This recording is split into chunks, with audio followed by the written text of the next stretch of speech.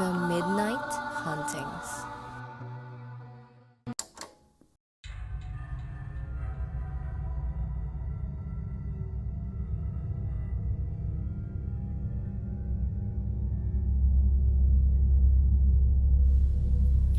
Magandang araw mga ka-midnight. Ako si Rex. Ang kwentong ito ay pinadala ng isa nating tagapakinig. At ito ay tungkol sa isang lalaki na naisipang manood ng pelikula mag-isa sa isang lumang sinehan. Kung saan siya ay nakaranas ng kababalaghan habang siya ay nanonood dito.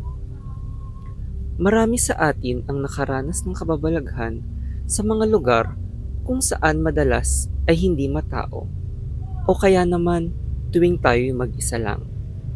Kaya naman kakaiba ang aking naging karanasan dahil sa mataong lugar pa naganap ang aking kwento. Ako po si Marco at sa isang mall nangyari ang aking storya. Ilang taon na din itong nakalipas at wala na din ang mall na iyon ngayon. Isang gabi iyon na galing akong trabaho at naisipang manood sa isang sinihan ng palabas na matagal ko nang inaabangan. Dahil gabi na nun ay hindi na masyadong madaming nanonood at halos wala ng pila. Last full show ang aking pinilahan at napansing mag-uumpisa ito ng alas 9 at matatapos na ng bandang hating gabi. Habang naghihintay na magpapasok sa sinihan, ay naisipan kong maglibot muna sa mall. Naglalabasan na ang karamihan ng tao dahil magsasara na ang mall. Nang malapit nang magumpisa ang palabas, ay nakita kong naglalabasan na ang mga naunang manood sa sinihan. Napansin kong halos onti lang din pala ang nanood dahil kaunti lang din ang mga taong lumabas. Pagpasok ko sa loob, ay pumunta muna ako ng banyo dahil ako pa lang ang tao sa pila. Kaya nakakapagtakang pagpunta ko sa upuan ay napansing marami na agad ang nakaupo. Patay na agad ang mga ilaw nang ako ay makapwesto sa may bandang dulo. Habang nanonood ay tawa ako ng tawa dahil sa palabas. Nakakapagtakang ang tahimik ng ibang nanonood at may naririnig din akong tila bababaeng umiiyak. Nagtaka ako dahil hindi naman nakakaiyak ang pelikula. Inisip ko na lang na baka may problema lang siya kaya siya umiiyak dahil wala din namang ibang sumisita sa pag-iyak nito. Patuloy lang akong nanood ng pelikula at hindi na lang siya pinansin. Ako ay napakain at inom ng madami habang nanonood dahil sa baon kong popcorn at soft drinks. Kaya bandang kalagitnaan ay naisipan kong tumayo at magpunta muna ng banyo. Habang bumababa ako ay pakiramdam kong nakatitig ang lahat sa akin. Nagmamadali akong maglakad para magbanyo para iwasan ang kakaibang pakiramdam ko. Habang naguhugas ng kamay ay tumaas ang aking balahibo nang marinig ang boses ng babaeng umiiyak. Dahan-dahan ko itong sinilip sa salamin at ako ay napasigaw sa takot. Unti-unting bumukas ang pinto ng stall at nagpakita ang babaeng luhaan. Puro dugo ang itsura nito at nawawala ang mga mata niya. Tumatagas ang dugo nito na parang luha at humihingi ng tulong. Nagulat ako nang bigla itong tumakbong papalapit sa akin. Napakaripas ako palabas ng banyo at pabalik sa aking pwesto sa loob ng sinihan. Kinalma ko ang aking sarili at naisip na tapusin na lang ang pelikula. Mas nakakatakot isipin na madadaanan ko ulit ang banyo mag-isa kaya naisip kong sumabay na sa paglabas ng ibang nanonood.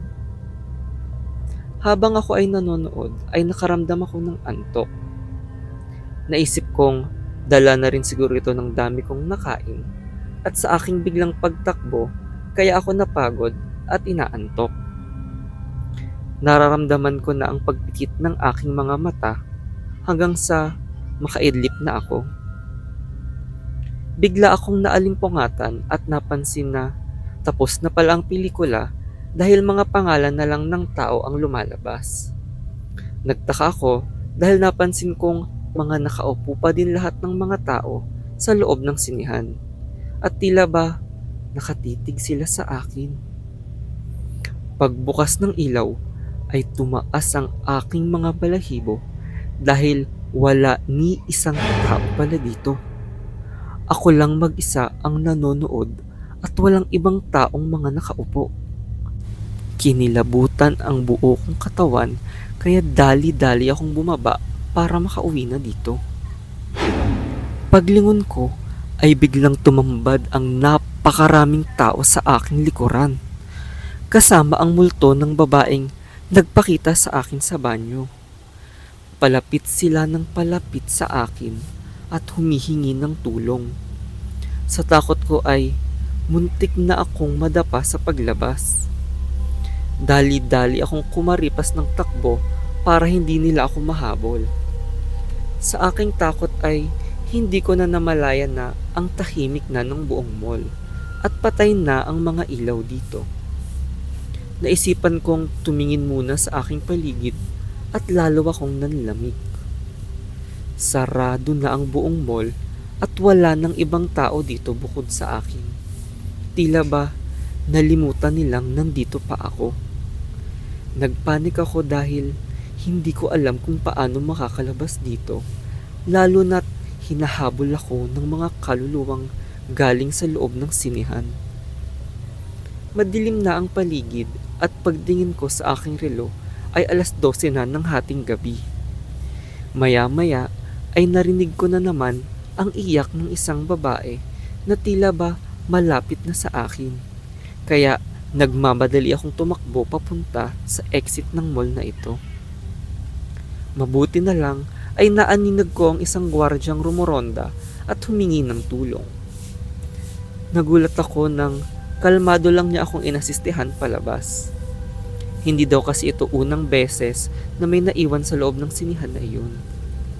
Sinilip daw niya ang sinihan, ngunit hindi niya ako nakita doon. Nakita lang niya na pinapalabas pa ang pelikula, ngunit walang laman ang sinihan. Bali-balitang maraming kaluluwa ang namatay sa lumang building na ito. Ngayon, itong mall na ito ay kilala na lamang bilang Ukayan at wala na din ang sinihan dito. Ngunit hindi ko malilimutan ang kababalaghang naging karanasan ko sa sinihan na iyon. Kaya simula nun ay lagi kong sinisiguradong may kasama ako pag nanonood ng pelikula sa sinihan dahil hindi ako sigurado sa aking mga kasama sa loob. Baka pala ang katabi kong nakikitawa sa aming pinapanood ay isa na palang kaluluwa.